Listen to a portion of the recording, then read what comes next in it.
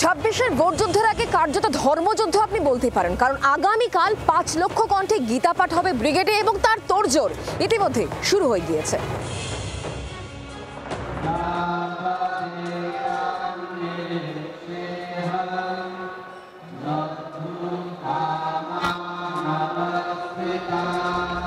গত বছরই প্রথমবার কলকাতার বুকে আয়োজন করা হয়েছিল লক্ষ কণ্ঠে গীতাপাঠ, কিন্তু তার সাফল্য নিয়ে বিতর্ক ছিল। এবার আরো বড় পরিসরে গীতাপাঠ অনুষ্ঠানের আয়োজন সনাতন সংস্কৃতি সংসদের। রবিবার সকালে 5 লক্ষ কণ্ঠে গীতাপাঠ উপলক্ষে সাজছে ব্রিগেড।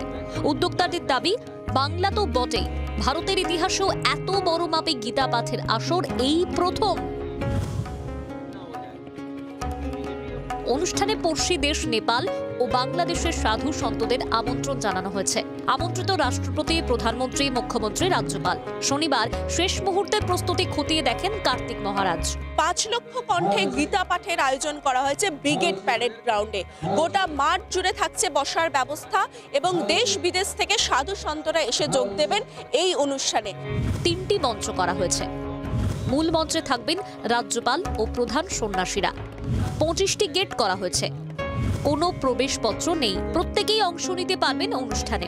এই মূল মঞ্চে তার বসার ব্যবস্থা করা হচ্ছে। রাজ্যপাল থাকবেন এই মূল মঞ্চে এবং তার সঙ্গে থাকবেন অন্যান্য বিশিষ্ট সাধু সন্তরা। প্রস্তুতি একদম এখনো সামান্য একটু বাকি আছে, খালি মঞ্চগুলো সাজানো, বাকি সব হয়ে গেছে। একটা মঞ্চে থাকবে সাধু সন্ন্যাসীরা, একটা মঞ্চে থাকবে গানের লোক, আর একটা মঞ্চে আমাদের প্রধান অতিথি যারা আসবেন তারা থাকবে। রাজ্যপাল আসছে। ইতিমধ্যেই সামনে এসেছে অনুষ্ঠানের কর্মসূচি।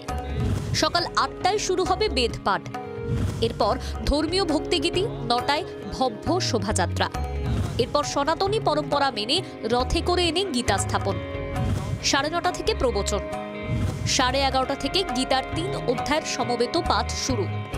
প্রত্যেকের জন্য জল ও শুকনো প্রসাদের ব্যবস্থা করা হয়েছে। ইতিমধ্যে অনুষ্ঠানের জন্য আগাম শুভেচ্ছা জানিয়ে বার্তা এসেছে প্রধানমন্ত্রীর তরফে। তবে মুখ্যমন্ত্রী অনুষ্ঠানে উপস্থিত থাকবেন কিনা তা এখনো নিশ্চিত নয়।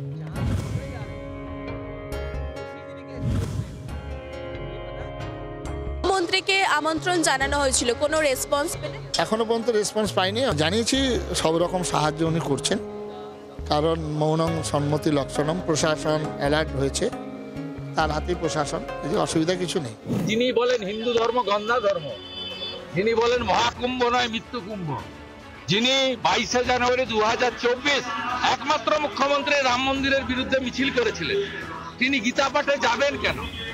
তিনি পিতৃপক্ষে দুর্গাপূজা উদ্বোধন করেন হিজাব মাথায় দিয়ে। একদিকে দুর্গাঙ্গন মহাকাল মন্দির তৈরির ঘোষণা মুখ্যমন্ত্রী, অন্যদিকে বাবরির আদলে মসজিদের শিলান্যাস করে হুমায়ুনের আস্ফালন, পাশাপাশি মতুয়া ভোট বাক্স ভরতে তৃণমূল বিজেপির প্রাণপাত। তার মধ্যে মহানগরের প্রাণ কেন্দ্রে গীতা পাঠের আসর। ভোটের আগে তুঙ্গে ধর্মযুদ্ধ। আমাদের প্রত্যেকের অন্তরের অন্তঃস্থল থেকে শ্রদ্ধার সম্মানের, তো তাদেরকে যারা রাজনৈতিক মার্কেটিং এ ব্যবহার করছে, মানুষ তাদেরকে বুঝিয়ে নেবেন। পাণ্ডব হচ্ছে তৃণমূল কংগ্রেস আর কৌরব হচ্ছে ভারতীয় জনতা পার্টি।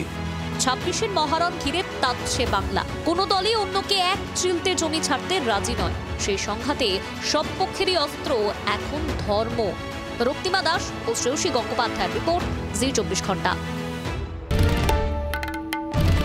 বাংলার আওয়াজ, বাঙালির আবেগ, জি 24 ঘন্টা।